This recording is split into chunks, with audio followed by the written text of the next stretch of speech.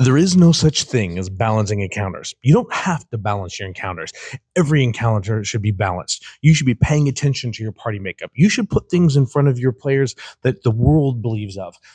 There's 1,000 ways and 1,000 things that are said when it comes to balancing an encounter in not only Dungeons and Dragons, but Pathfinder, Daggerheart, pretty much everything that you have out there.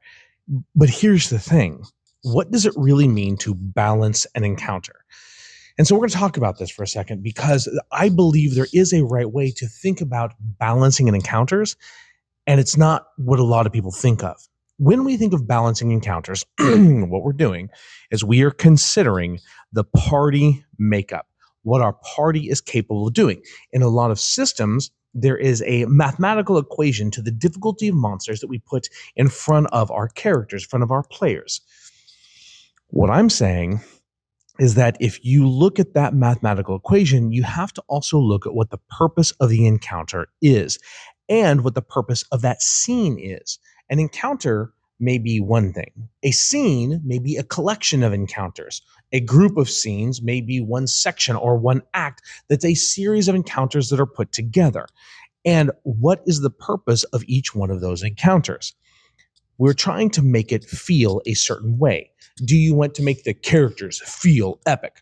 Well, then we balance that differently. We use lower difficulty monsters that the players can wipe their way through, but we use lots of them and have the players make massive progress, slashing down their enemies and foes. We're still balancing to that party, but we're doing it a little bit differently. We're utilizing it in such a way to where the balance is to feel heroic. So we take the party the way they are, we take the players the way they play, we put lower level creatures in front of them, and we put lots of them there. And then we find ways to skip and skimp the mechanics in order to get that feeling as the players move through quickly. That's a balancing act. We are balancing to what our players' capabilities are and what their mechanical capabilities are. Now, what if we're trying to build up to an epic fight, an epic big battle boss monster, but we have to slog through lots of creatures ahead, depleting the resources, so when they get the big bad, they're at a disadvantage? Well, we have to balance that as well. And there are different ways to balance that. We can use waves of minions and monsters to get them to deplete their resources, carefully monitoring that so when they go up to against the big bad guy, they still have some resources, but then they can still fight and possibly win. There's that way.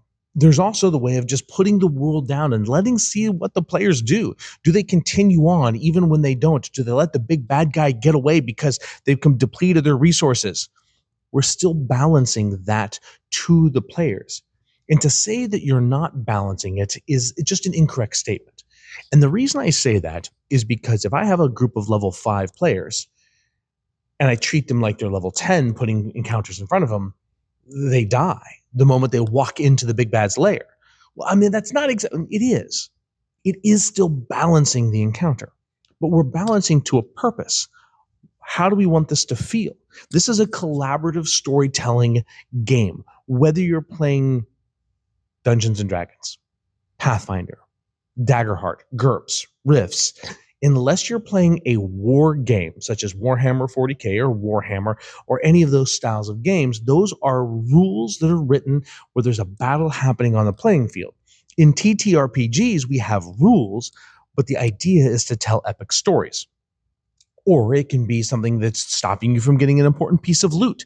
That's a bad guy that just happens to be there of the appropriate level. And so the magic item is of the appropriate level too, that helps the party grow in power. It's why high level, dungeon delving adventurers don't go to low level areas where things have already been explored, because I don't have a use for a +1 weapon. I need the weapon that's on the moon where I have to travel via teleportation disc and the monsters there are something that have never been heard of. There are ways that we can justify the different levels of monsters and the CRs that do fit thematically, because that's a lot of times where dungeon masters will run into problems. They think, well, thematically, how do I separate these levels of things and importance? And, the world has to be dangerous so the party can encounter things that are beyond their comprehension and ability to beat, and they should run away. Yes, but we have to telegraph that, and we're balancing to that, because that same thing, if the party was level 20, would be nothing to them.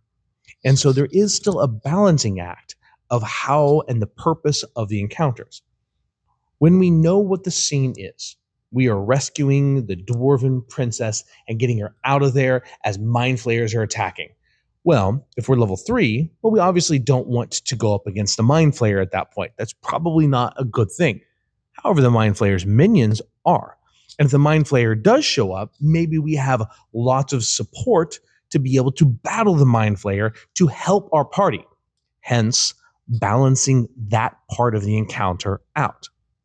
So when you think of balancing, think of the purpose of that encounter, that series of encounters, and that scene. That's really what you're balancing to. You're using the party's level and abilities and playstyle as a guidelines. And if I put the same encounters in front of my daughter that I do in front of my brother, I love my daughter to death, but she's been playing Dungeons and Dragons and Daggerheart for about 1.5 to 2 years. My brother and I, I've got 35 years. He's 10 years older than me, even though he doesn't have the beard. And he plays differently. His friends and my friends are tactically sound. We like to power game and choose builds that really maximize our dice rolls and allow us to control the field. I play a divination wizard, lucky halfling in 5e, right? I like to control the dice. I am a royal pain on the butt on the battlefield, utilizing my ability to control dice to manipulate the field. My daughter knows how to do that, but not to the degree that I do. And so it's those kinds of things that when we are trying to balance an encounter, one way to always start is to yield on the favor of the players. Allow them to feel heroic. Balance knowing it is winnable, right? And then you as the player, as the dungeon master playing that role, can manipulate the battle further as you go through it. If you need more minions, add them to the field. If something needs to hit harder to feel more sensitive, let it hit harder for a specific reading. Have them down a potion of strength and hit with an extra die. There's a lot of ways that on the fly you can adjust the balance, and we can talk about that later. But balance always comes to the narrative storytelling to enhance the fun of the game. It does not matter the game, whether it's D&D, Pathfinder, GURPS, Rifts, Daggerheart. What matters is the point of the encounter, the purpose, the objective, and making sure that you get that feeling as you're going through it. When that becomes the focus of your idea of balance, it changes the encounter itself. But Richard, I still don't know how to put monsters in front of my players and what they're going to do. Utilize the tools at hand. Flip open the book and look at the encounters. Okay, I've got 3 creatures. I need to use this CR level. That will give you a good thing. And just remember something. It is easier to balance an encounter with 4, 5, or 6 bad guys than it is 1. I know that seems incorrect, but action economy is part of the balance. When there is an even number of actions on the field, it's easier to balance that encounter as you get better. Run encounters that have action economy that's more even, or even in the bad guy's favor and easier on the scale of difficulty. Look at your encounter list. Look at what it takes to balance an encounter with 4 or 5 characters on the easier scale, and then just add a couple extra bad guys to it.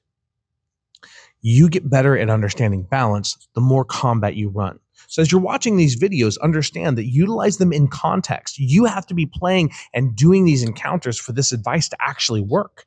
If you don't have any encounters, this may go right over your head. If you've never run a battle, then utilize the tools you have, run 4 players versus 4 bad guys, and make it easy. See what happens. The more you play, the more this makes sense. What I just talked about as far as balancing to a purpose changed my entire mentality as a dungeon master. This was one of the final steps I had, but it was super important. If I would have known this when I began, I'd realize that I could take a bunch of very low-level monsters and creatures and just keep throwing them at my party, and it would be an amazing battle if there was a purpose. You're trying to escape, and you're trying to get past all of these spiders that are swarming you, trying to take you to their queen. Rockstar battle. And it's easier to balance because I'm using minions. I'm using easier creatures for the party to kill. And then I can see how they use resources, and I can learn the game mechanics. The more you run combat, the more you learn how to balance. If you want to learn how to balance, make encounters easy and often, allowing the players to move through them quickly. It will help you in that. We'll talk more about balance later on, is like how to balance and what an easy encounter looks like and a hard encounter and what action economy is. But just remember, when you balance to the purpose, the feel, whether it's one encounters, a series of encounters, a scene, or an entire act, it will help you understand what monsters you need to put in front of your players. Balance to the purpose. Huge for me. We'll see you when? We'll see you next time.